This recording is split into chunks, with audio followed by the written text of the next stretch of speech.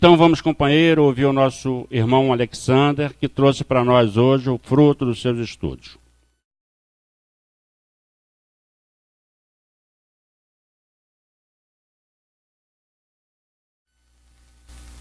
Queridas irmãs e irmãos, que o nosso Pai Celestial continue nos envolvendo com as suas vibrações de amor, seus sentimentos que tanto nos acalentam diante das nossas dificuldades, sabendo que Ele jamais desanima diante das nossas peripécias e sempre nos dá a oportunidade a todos de melhorarmos, de crescermos e de encontrá-lo. Então que Ele possa nos envolver, que o nosso Mestre Jesus também nos envolva e que nós possamos ter uma boa noite de estudos da doutrina. Nosso tema de hoje está no livro Obreiros da Vida Eterna, pelo Espírito André Luiz, psicografia do nosso querido Chico Xavier. A gente vai falar alguma coisa a respeito desse livro, um livro tão importante para a nossa doutrina, porque começa a abordar, trazendo alguns exemplos práticos sobre a nossa realidade espiritual. E fala sobre vários temas, o livro é bastante abrangente, mas um tema central foi ensinado e estudado pelo nosso querido André Luiz nessa obra, que é exatamente o processo da desencarnação. Nós olharmos lá o outro livro de André Luiz, Missionários da Luz, a gente vai encontrar vários pontos em que ele fala justamente do outro processo, que de alguma maneira tem até a certa similitude com o processo da desencarnação, que é o da reencarnação. Lá fala da reencarnação de Segismundo, fala da preparação desse processo reencarnatório, fala lá sobre uma série de detalhes, dando exemplos práticos.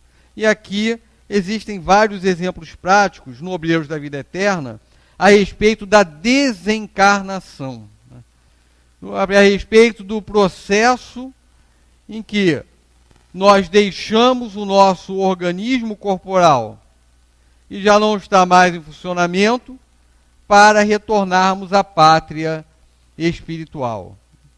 E com certeza a base de todos esses ensinos de André Luiz, a base de todas as obras de Chico Xavier, a base de todas as obras que nós encontramos na doutrina como um todo, é exatamente a obra de Kardec.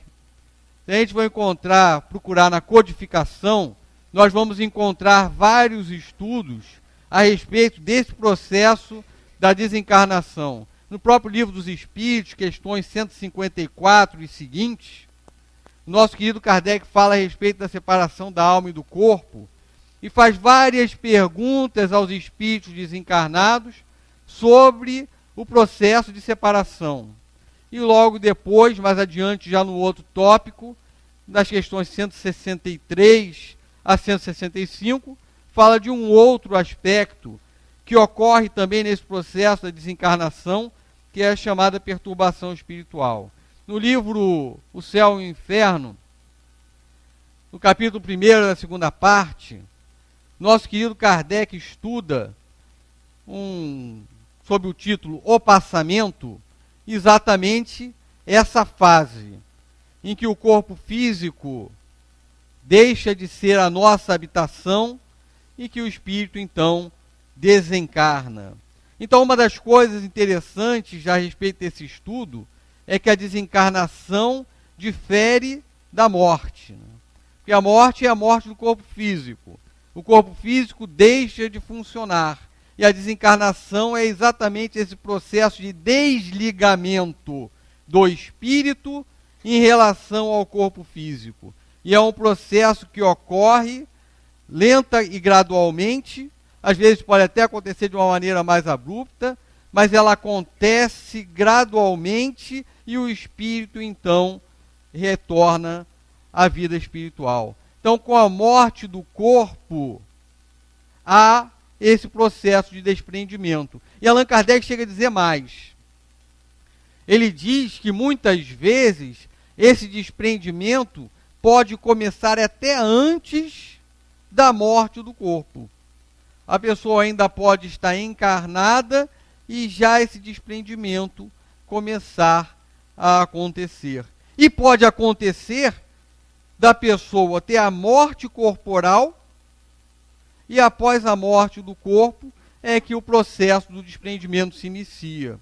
Muitas vezes isso acontece, disse Kardec, lá no capítulo do passamento, quando a pessoa sofre uma morte violenta.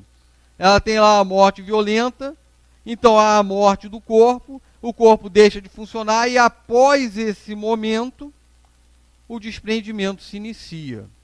Já aquele que passa por um período de enfermidade, esse, muitas vezes, já começa o desprendimento antes. E aí, então, esse desprendimento vai seguindo, o corpo deixa de funcionar, e aí o desligamento vai ocorrendo. Pode ser mais ou menos longo, pode ser mais ou menos doloroso, pode ser mais ou menos difícil, de acordo, nos diz Kardec, com a quantidade de pontos de contatos existentes entre o corpo físico e o perispírito. Porque o corpo físico e o perispírito estão ligados, nos disse Kardec, molécula a molécula. E de acordo com o número de pontos existentes e o grau de coesão existente entre esses pontos, pode acontecer desse processo de desprendimento ser um processo mais fácil ou um processo mais difícil e mais doloroso para o espírito. E o que faz com que esse número de contatos seja maior ou menor? Que a coesão seja maior ou mais fraca? Nos falam os espíritos e nos diz Kardec, o estado moral das pessoas. Esse é o ponto principal. Existem outros fatores, mas é exatamente o estado moral dos indivíduos que vai fazer com que esse desprendimento seja mais ou menos difícil. Existem outros fatores, que são fatores até que a gente vai comentar alguma coisa, falando a respeito desse livro, Obreiros da Vida Eterna. Então, o Obreiros da Vida Eterna, ele traz exemplos práticos, com esclarecimento de instrutores espirituais, a respeito dessas lições que Kardec nos fala no livro Céu e Inferno. É bem verdade que Kardec também não se limitou à teoria. Kardec também nos trouxe muitos exemplos práticos no próprio livro Céu e Inferno, lá naqueles casos todos que são narrados, falando a respeito do processo da desencarnação, e a gente pode depois consultar, cada um pode depois consultar, esses vários casos. Exemplo é Samson, que fala lá, até pediu mesmo, antes de desencarnar, para que ele fosse evocado na Sociedade Parisiense de Estudos Espíritas, para que ele pudesse narrar como foi o processo da desencarnação dele. E ele chamou isso de autópsia espiritual. Ele foi chamado várias vezes, ele pediu, logo após o meu desencarne, o mais rápido possível, me chamem, me evoquem, para que eu, dizia ele, que fui um membro muito inútil da Sociedade Parisiense de Estudos Espíritas, quando encarnado, possa ser de alguma utilidade após a desencarnação. Humildade do nosso querido Samson, que foi classificado por Allan Kardec no livro Céu e Inferno como um espírito feliz. Então eu tenho o exemplo de Samson, tem inúmeros exemplos, riquíssimos, lá na segunda parte do livro Céu e Inferno, falando sobre esse processo da desencarnação, detalhando esse processo, cada espírito, espírito sofredor dando a sua visão, espírito feliz dando a sua visão, e com certeza nós vamos nos deliciar nesses estudos quando a gente se debruçar nele, caso já tenhamos nos debruçado, quando novamente tivermos contato. Então, o livro Obreiros da Vida Eterna fala, embora ele fale de uma série de outros aspectos e outras questões, tem a sua base fundamental nesses exemplos de desencarnação. Existe uma colônia, uma casa, um posto de socorro, uma casa lá no plano espiritual, narrada aqui no livro, que é chamada Casa Transitória de Fabiano. E foi uma casa que foi fundada por Fabiano de Cristo. Fabiano de Cristo, ele nasceu em Portugal, viveu entre os séculos 18 e 19, ou 17 e 18, e ele veio para o Brasil. Ele se tornou um frei, mas antes disso ele veio para o Brasil não com objetivos religiosos. Ele ainda não era um frei, ele veio aqui com objetivos mesmo patrimoniais. O Brasil estava naquela fase abundante, famoso ciclo do ouro, então ele veio para cá justamente para formar um patrimônio, e realmente formou um patrimônio, formou fortuna, até que em determinado momento ele viu um sócio dele desencarnar e um outro companheiro também desencarnar, e ele, diante disso, começou a refletir bastante a respeito do valor de toda aquela fortuna, de todo aquele recurso que ele estava amealhando para a sua vida verdadeira, para a sua vida futura, para a realidade em que ele vivia, para que tudo aquilo. E ele começou a pensar a respeito disso, e consta que ele teve a visão de Jesus e a visão de Francisco de Assis, e nesse processo ele acabou então mudando radicalmente a sua diretriz. Pegou a grande fortuna que tinha, dividiu por 3, um terço mandou para Portugal lá para os familiares, um terço deu para as casas de caridade e um terço ele deu para as pessoas necessitadas. E não ficou com nada, entrou lá para a vida religiosa, se tornou um frei e começou a doar a sua vida intensamente pelo próximo. E depois de desencarnado, ele, dentre as suas várias atividades, ele fundou essa casa transitória, chamada então Casa Transitória de Fabiano. Isso quem narra expressamente é André Luiz, aqui no próprio livro Obreiros da Vida Eterna. E essa casa transitória, esse nome transitório, né? Esse nome transitório, na verdade, tem 2 motivos. Um até declinado pelo próprio livro expressamente, né? Dizendo que ela era transitória porque ela era um asilo móvel. Ela não era uma casa fixa no plano espiritual, não tinha uma posição geográfica fixa. Ela se movimentava de acordo com a necessidade que os espíritos tinham, de acordo com as missões que iria realizar, de acordo com as tarefas que tinha pela frente. Então, ela não era uma casa que ficava no mesmo local, ela se movimentava, por isso transitória. E um outro aspecto da transitoriedade dessa casa é o fato de que ela era moradia transitória de companheiros que desencarnaram há pouco tempo. Então, companheiros desencarnavam e eram amparados nessa casa e depois, apenas por um tempo, e depois seguiam o seu destino.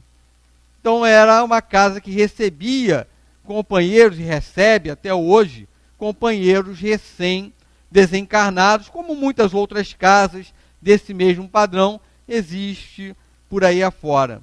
E André Luiz começou então a trabalhar junto a essa casa, durante esse período que narra o livro, justamente para auxiliar o processo desencarnatório de 5 companheiros, que eram companheiros que haviam vivido em nosso lar, que reencarnaram aqui na Terra e estavam prestes a desencarnar, esses 5 companheiros.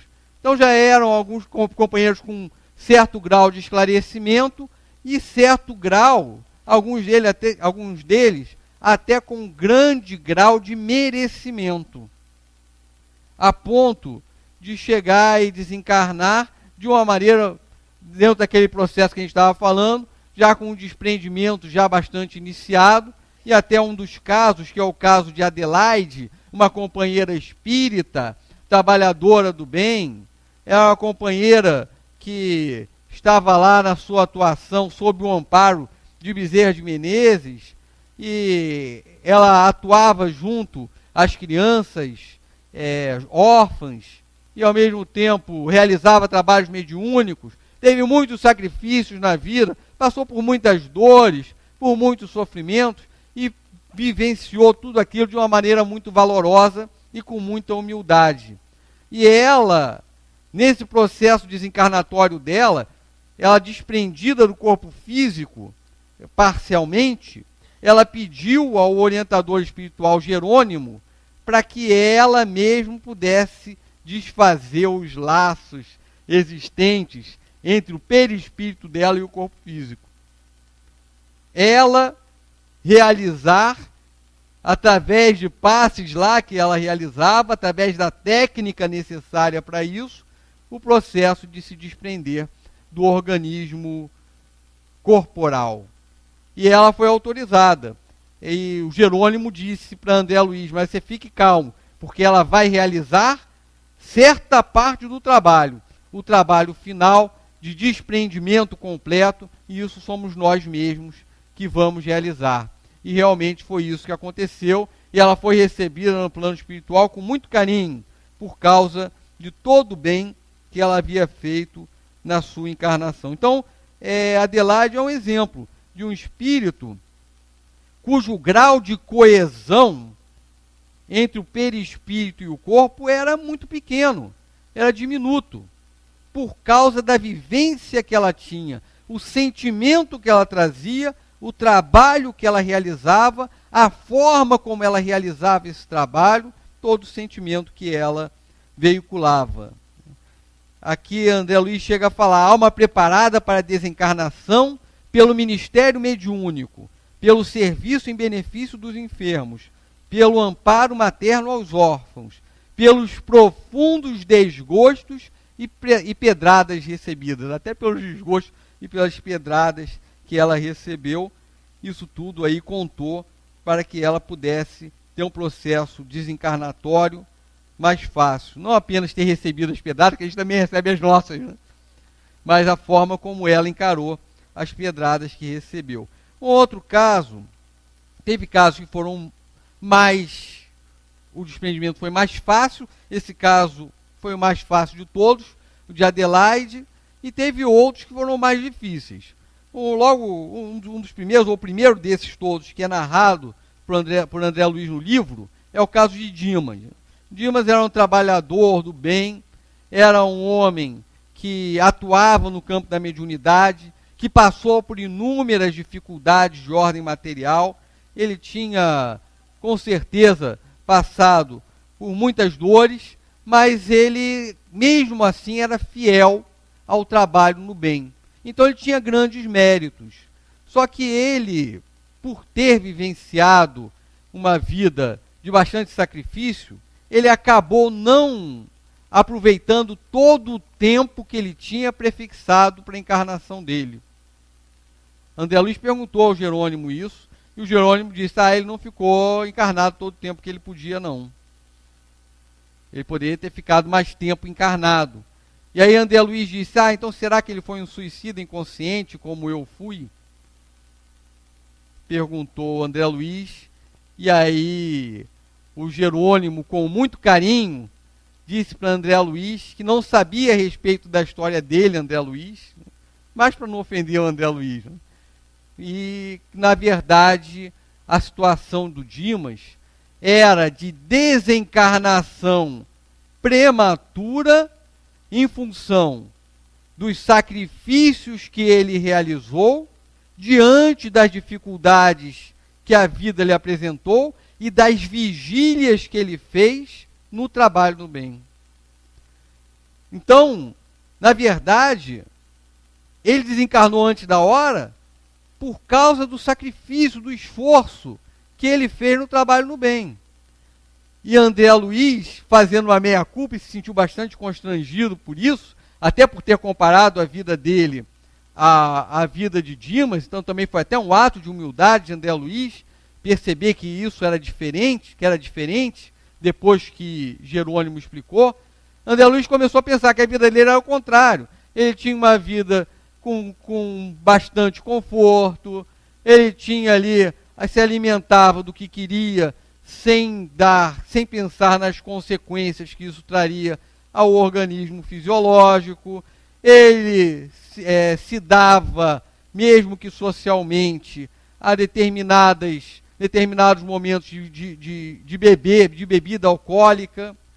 Ele desencarnou por causa da sífilis também, em função dos desvios que ele teve. Então ele começou a pensar a respeito da vida dele, e começou a pensar a respeito da vida de Dimas, que ele percebeu que havia uma discrepância realmente. Os dois estavam desencarnaram antes da hora. Só que Dimas, pelo mérito e esforço no trabalho do bem, enquanto André Luiz, pelas dificuldades que ele teve em termos de vivência aqui na Terra. E aí, com certeza, Dimas não foi um companheiro considerado suicida. Não foi considerado suicida. A resposta de Jerônimo foi categórica, não.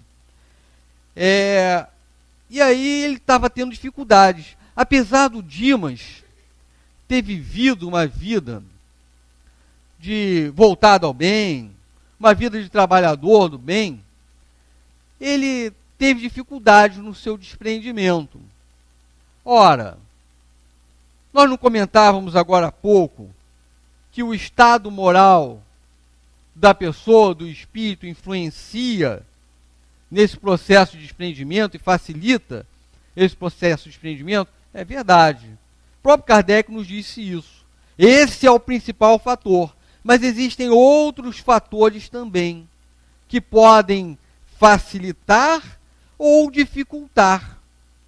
E uma das grandes dificuldades que o Dimas teve foi a excessiva preocupação dele em relação ao destino da sua esposa e dos seus filhos. O que seria deles com a desencarnação dele, Dimas? O que aconteceria com esses espíritos, com esses companheiros, na sua vida? Sem o amparo, o braço forte de Dimas para sustentá-los diante das dificuldades. Então ele começou a questionar a respeito disso, e essa preocupação imensa estava dificultando o processo do desprendimento. Mas se fosse só isso, por ele ser um espírito trabalhador do bem, um espírito esclarecido, ele certamente poderia ser amparado, mudar o seu estado vibratório e desencarnar com mais facilidade. Mas a dificuldade não era só essa. É porque da mesma forma que ele tinha preocupação em relação aos encarnados, que ele iria deixar, esses encarnados, em especial a esposa, tinha preocupação em relação a ele. Não saía dos pés do leito do Dimas. Olhos inchados de tanto chorar, abatida, sofrendo intensamente e rogando a Deus que Dimas não desencarnasse. Já havia chegado a hora, era o momento do desprendimento, mas ela não se conformava com isso de maneira alguma. Então o pensamento dela era muito intenso. E aí os espíritos bondosos disseram, ela é a primeira pessoa que a gente vai ter, que é o primeiro obstáculo que a gente vai precisar remover. Carinhosamente, mas a gente vai precisar remover. E qual foi a atitude que os espíritos tiveram para remover a esposa lá dos pés do leito de Dimas e fazer com que ele pudesse desencarnar com mais tranquilidade? Aplicaram passes nele. André Luiz atuou nesse processo, fez com que ele se revigorasse momentaneamente. A esposa, achando que ele estava ficando bom, ele conversou com ela, vai descansar, a sua vigília tem sido muito grande. E ela então, obtendo a informação do médico de que Dimas estava muito melhor, ela então se afastou. Os outros familiares também se afastaram, todos foram descansar, as vibrações intensas para que Dimas continuasse encarnado deixaram de ser veiculadas. E aí, então, a outra providência. Isolaram em termos vibratórios, fluidicamente, o leito do Dimas, para, de alguma maneira, absorver aquelas vibrações deletérias que eram direcionadas a ele. E no momento em que fizeram esse isolamento, o Dimas começou a sentir ali aquele amparo, começou a orar e de repente começou a se iluminar. E aí o desprendimento se tornou muito mais fácil. Os trabalhadores do bem foram lá e aplicaram toda a técnica para que ele desencarnasse. E aí então ele desencarnou, e depois disso veio todo o desespero, e houve lá o velório na própria casa do Dimas, e a esposa dele estava deitada, e lá o velório acontecendo, e de repente ela vai na direção do Dimas, levanta-se, vai na direção do Dimas, e diz: Dimas, Dimas, como eu ficarei sem você? Ela foi na direção do corpo, né? Porque o espírito já estava desprendido do corpo. Dimas, Dimas, como eu ficarei sem você? O Dimas, espírito, estava afastado do corpo, um pouco distante, abraçado e amparado magneticamente pela mãe dele desencarnada, e de repente ele se levantou igual um autômato, cambaleante, semilouco, e foi na direção ali da esposa, e o espírito bondoso, vendo aquilo, começou a aplicar passes lá na esposa para fazer com que ela relaxasse. Ela então voltou para o leito sem sentido, e ele foi conduzida, após os passes, a esposa imprudente foi conduzida ao leito sem sentido. Então, disse até a esposa imprudente. E aí diz que nós não nos preparamos para esse processo da desencarnação. Nós não sabemos lidar com esse processo de uma forma que a gente beneficie o ser que está desencarnando. Muitas vezes o nosso pensamento, ali naquele momento, é um pensamento que prejudica o ser que a gente ama. Como Dimas foi prejudicado ali por aquela atitude da própria esposa. Aí o Jerônimo, o orientador, diz assim, página 224 do livro: nossos amigos da esfera carnal são ainda muito ignorantes no trato com a morte. E olha agora a frase que ele diz: os mortos que entregam seus despojos aos solitários necrotérios da indigência são muito mais felizes. Por quê? Aos solitários necrotérios da indigência, né? Ele está falando, porque ali não tem os parentes para atrapalhar o processo da desencarnação. Se a gente ajudasse, seria muito melhor, né? Mas muitas vezes a gente atrapalha, né?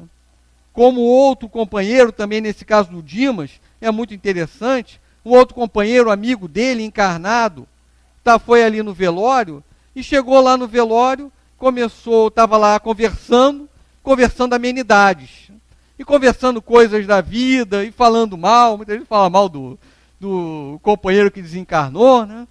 Aí vai falando mal, etc. e tudo, sem nenhuma vigilância mental, e sem pensar nas consequências da sua atitude para o companheiro que desencarnou. Aí ele começou a falar, e disse que o Dimas era uma boca segura das melhores que existem. Porque, na verdade, o Dimas tinha presenciado um assassinato e nunca comentou isso com ninguém. E aí começou a narrar. Ah, não, porque existia um político aqui na cidade.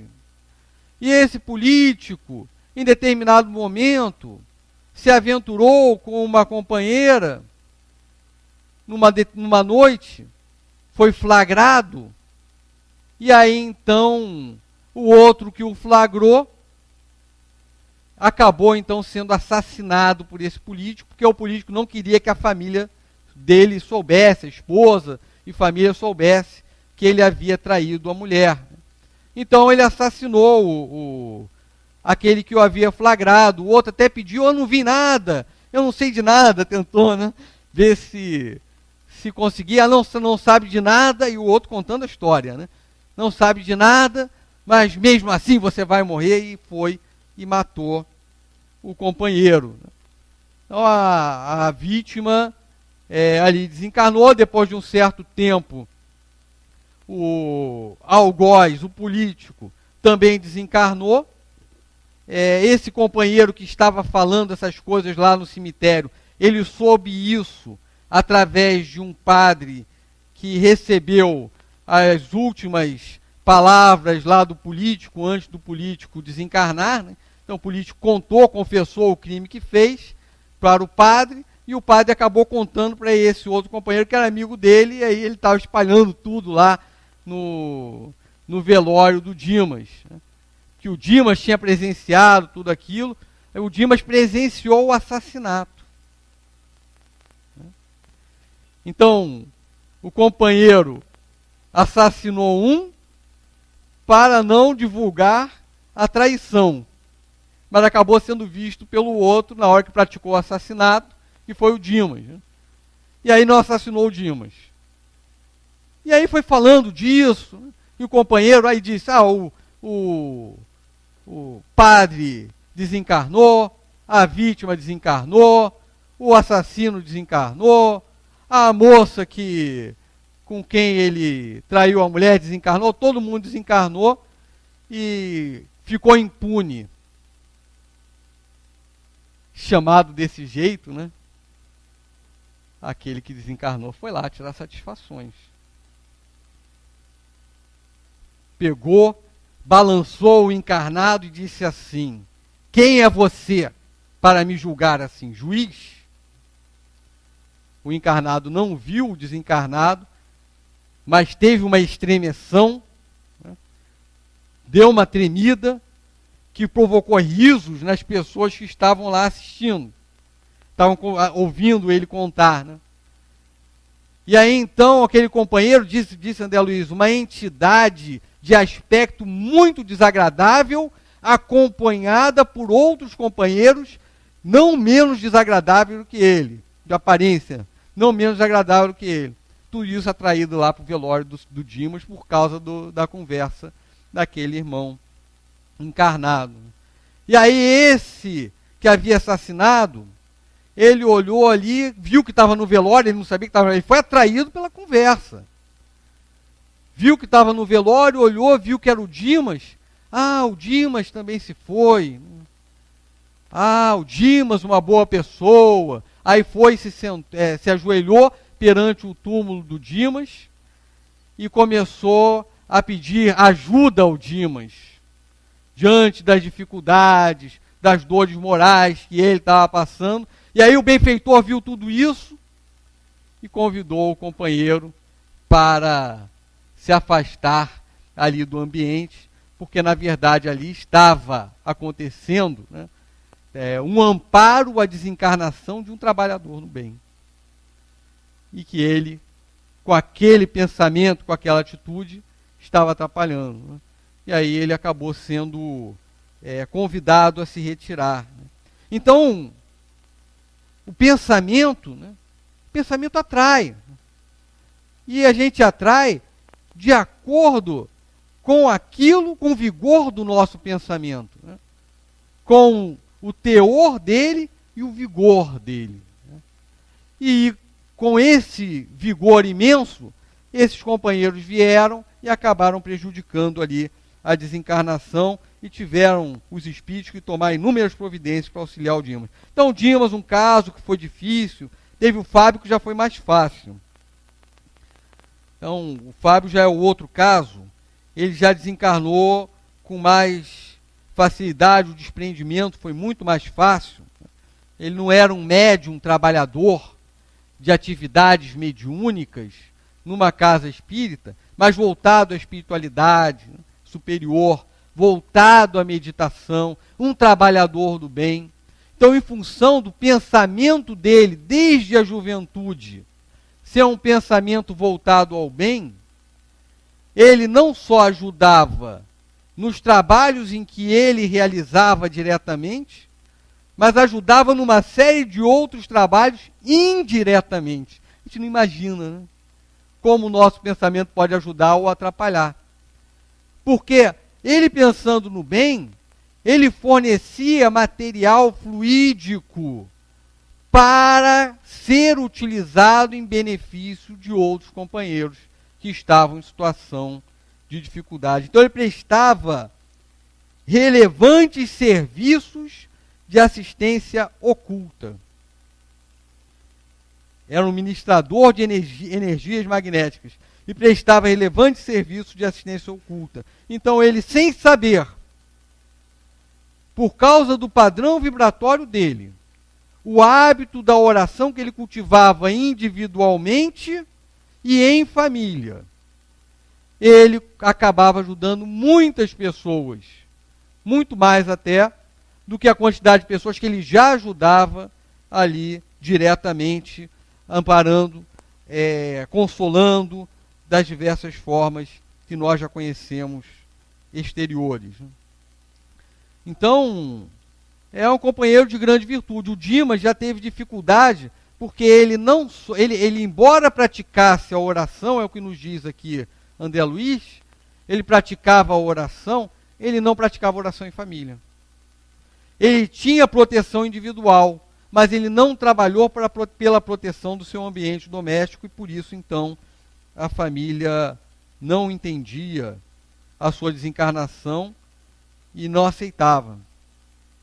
E aí o Fábio fez uma coisa muito interessante. Ele, antes de desencarnar, ele conversou com o filho pequeno, orientou, disse que a morte não existe, que ele iria continuar vivendo, mas queria voltar para a pátria espiritual, né, com todo o seu sentimento, entendimento a respeito da espiritualidade. E aí ele chamou a esposa e disse assim: olha, eu ficaria muito feliz se Jesus fornecesse a você um outro marido depois de eu desencarnar.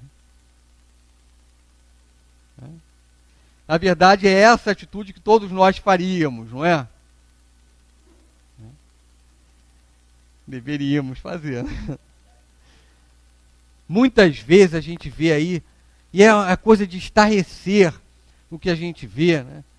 Companheiros, principalmente acontece muito com o homem em relação à mulher, né? Aquela questão da propriedade. As mulheres também têm toda essa questão dos ciúmes e tudo, né? E também muitas vezes acabam tomando atitudes extremas, mas é muito mais comum até o homem em relação à mulher ter aquela noção da propriedade, e que a mulher não pode, de maneira alguma, ter outro afeto que não seja ele. E se tiver, ele vai e mata. A gente não vê isso nos noticiários?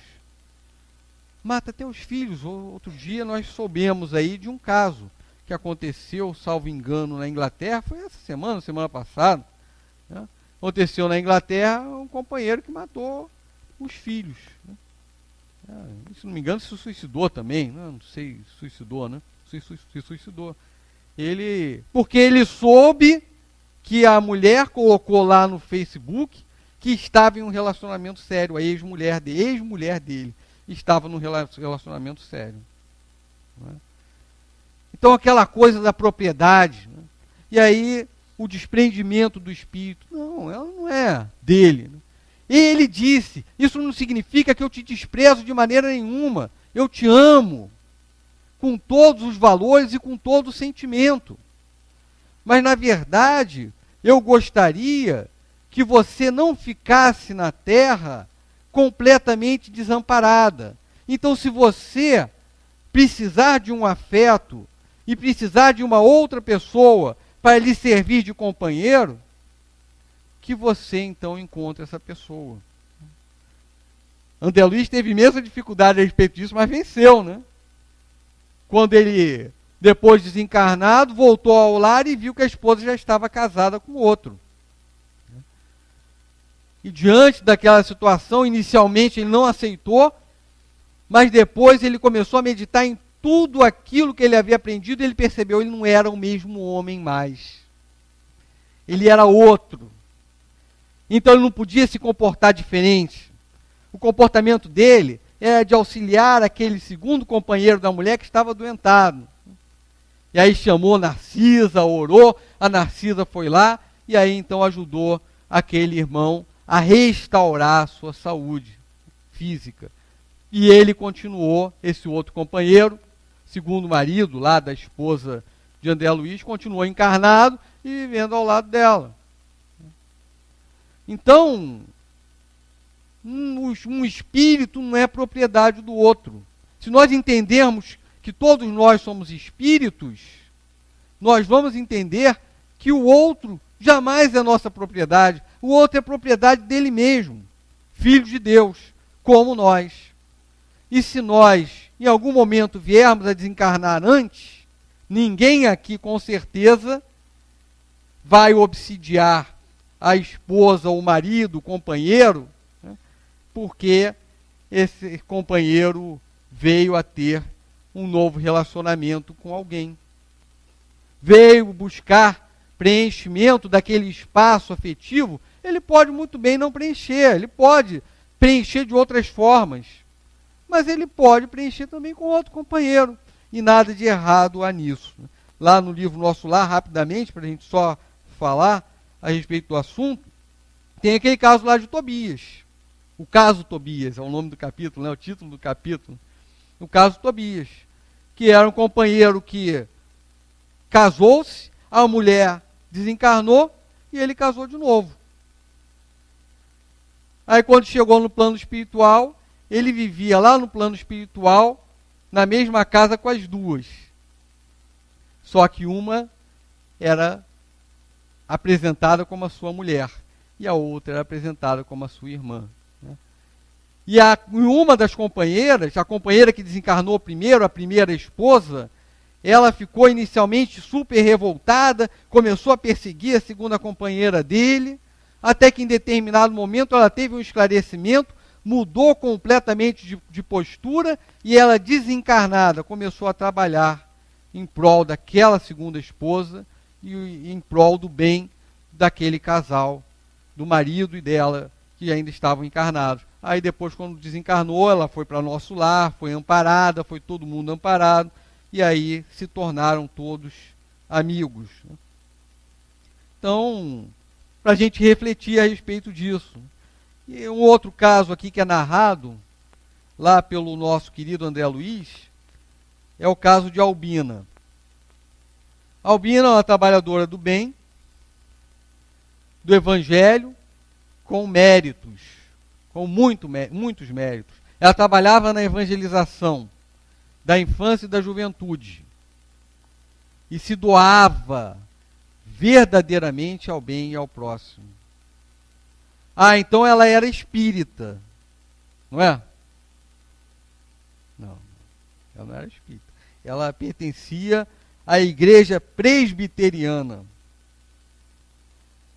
Ah, mas mesmo assim era auxiliada por André Luiz, pelos espíritos bondosos? Mas por que não? Né? Lá não existem essas barreiras que existem aqui. Né? Lá, a regra, a fronteira é o sentimento. A fronteira é aquilo que o indivíduo traz consigo. De amor, de trabalho no bem, de desejo no bem, e não o rótulo exterior e religioso que a pessoa traz. Então ela era da igreja presbiteriana e era uma grande trabalhadora do bem. Também tinha saído de Nosso Lar e aí estava prestes a desencarnar. Só que aí fizeram um pedido de prorrogação da existência dela. Ah, o espírito, quando ele está aqui na Terra, ele tem um período mais ou menos prefixado de vida? Tem um período prefixado de vida? Tem. A gente tem um tempo de vida, um tempo que o nosso corpo físico permite, que foi, de alguma forma, planejado antes de nós reencarnarmos. E ela também tinha lá esse tempo de vida. mas nós podemos, em certas circunstâncias especiais, diminuir esse tempo, não é? Ou prorrogar esse tempo. Um exemplo de diminuição desse tempo, o caso do Dimas, que a gente falou, não é? Às vezes a pessoa pode até diminuir esse tempo de uma maneira voluntária, através do ato do suicídio, quando a pessoa vai, em determinados momentos, acaba se conduzindo por um caminho equivocado, pensando que vai se livrar de determinados problemas, está passando por desgosto da vida. Kardec aborda muito bem isso lá no Livro dos Espíritos, na 4ª parte, sob o título Desgosto da Vida, Suicídio. E também tem um outro capítulo, o Evangelho segundo o Espiritismo, Suicídio e Loucura, e o Céu e o Inferno tem capítulo inteiro de relatos de suicidas, né? Falando também que cada caso de suicídio é um caso, não dá para a gente estabelecer uma regra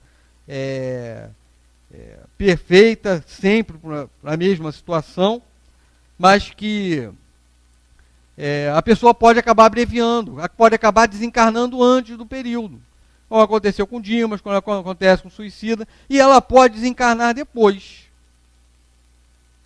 Ela pode receber um tempo a mais de vida. Pode receber uma moratória para a sua existência corporal. Foi o que aconteceu com a Albina. Pediram em favor dela, para que ela continuasse vivendo. Mas não foi um pedido leviano. Foi um pedido que foi feito por um companheiro que era um órfãozinho que ela ajudava.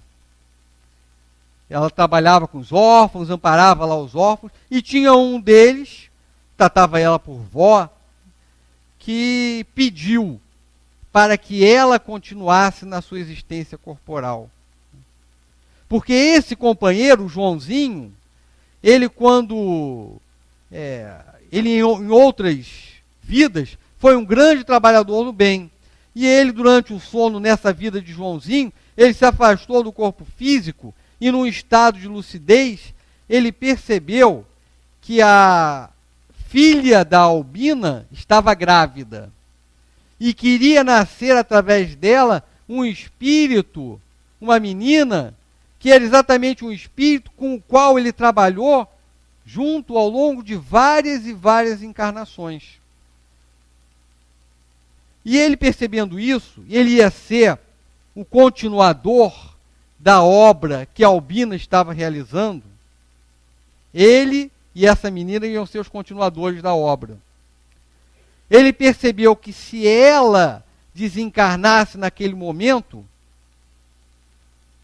a filha da Albina poderia sofrer traumas, dores imensas em termos morais, desequilíbrios que poderiam atrapalhar o processo gestatório a ponto até da menina não nascer.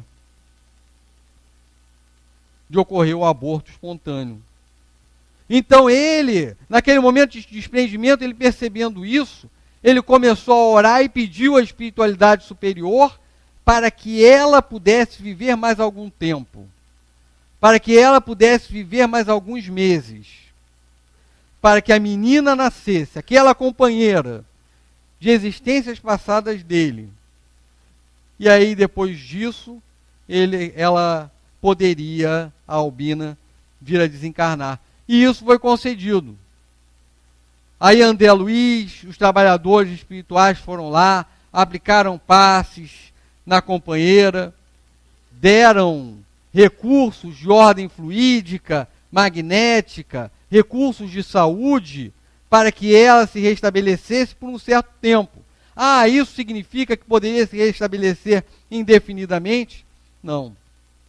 Mas por algum tempo a mais, ela ainda poderia viver. E realmente ela acabou vivendo por alguns meses, e aí a menina nasceu, e esse trabalho no bem que a Albina havia iniciado já estava garantido, com a continuação lá pelo Joãozinho e pela menina que era o espírito ali reencarnante, companheira do Joãozinho. E uma característica da Albina, que apesar dela ser, apesar parece até forte, ser evangélica, ou ser da igreja presbiteriana, ela sentia o amparo espiritual de que era objeto, a ponto dela pegar o evangelho, e aí o Jerônimo inspirá-la para abrir numa determinada página, ela abre na página que está falando a respeito da ressurreição de Lázaro, começa a fazer analogia daquele estado de Lázaro com a situação de dor pela qual ela estava passando, e aí agradece a Jesus o amparo que ela recebeu ali na inspiração daquele momento de oração. O que não aconteceu com o outro companheiro, que era o Cavalcante. O Cavalcante era um companheiro católico que ele não conseguia sentir a presença e o amparo dos amigos espirituais. Eles estavam ali ao lado, o tempo todo. Tinha lá um companheiro, Bonifácio, que estava ao lado dele o tempo todo. O Cavalcante, ele, por situações complicadas em termos financeiros, ele estava numa enfermaria de um hospital público. E foi abandonado pela família justamente por causa da renúncia aos valores materiais que ele tanto pregava e vivia. Ele veio de nosso lar há 60 anos, já estava então ali naquele processo de desencarnação. E ele estava preso ao corpo material por causa do pensamento insistente dele de querer continuar encarnado enquanto não viesse a reencontrar a ex-esposa dele, que o havia abandonado, o havia traído. Ele queria voltar a falar com ela, queria dizer a ela que não sentia nenhum rancor em relação a ela. Ele queria falar para essa companheira que ele não guardava nenhum ressentimento. E aí então ele queria continuar vivo e não queria desencarnar enquanto não viesse a falar com ela. Aí o médico, conversando com o padre, ele primeiro chamou o padre para que o padre ajudasse a encontrar essa ex-companheira dele. E aí o padre não quis, né? E depois, conversando separadamente com o médico, disse ao médico que não sabe por que ele ainda não desencarnou e que era um caso realmente que estava incomodando bastante. E aí o médico disse, então eu vou abreviar a vida dele. Parece que Cavalcante chegou ao cúmulo de pedir ao padre uma audiência que ele marcasse direta com Deus e que ia resolver o problema dele dessa forma. A crença dele, exatamente, né? Tem isso, né? Aí ele pediu, mas o padre simplesmente descartou a ideia dele, né? Descartou por completo. Não só descartou, como nem sequer se movimentou para tentar encontrar essa ex-esposa. Só que ele não sabia, o Cavalcante, que ela já havia desencarnado há 1 ano. E aí o médico quis aplicar lá a eutanásia e começou a cogitar a respeito disso. Aí o Cavalcante, vendo que havia sido frustrado no seu desejo, pediu para chamar uma religiosa que atuava ali naquela instituição hospitalar, pediu a ela também não quis, e aí ele continuou preso a um corpo que já não tinha quase vida nenhuma, né? Já não tinha mais condições de sustentar a vida, e ele continuou querendo permanecer ali encarnado, um processo desencarnatório muito difícil, muito complexo, até que o Jerônimo pensou no seguinte: vamos localizar essa ex-esposa dele que está desencarnada. E foi lá, buscou a companheira, ela estava ainda num estado muito complicado, de dor moral muito grande, depois de desencarnada, já 1 ano desencarnada, e mesmo assim ainda em dor muito grande, pelos equívocos que cometeu. E aí foi levada ali à presença do Cavalcante, que conseguiu identificá-la. A viu, aí ela pediu perdão, ele disse que não tinha nada contra ela, e ficou feliz, muito feliz, por ter conseguido revê-la. Ela pedindo perdão pelo erro que ela havia cometido, e ele dizendo então que não guardava nenhuma mágoa com relação aos atos que ela tinha cometido, e aí ele já podia desencarnar.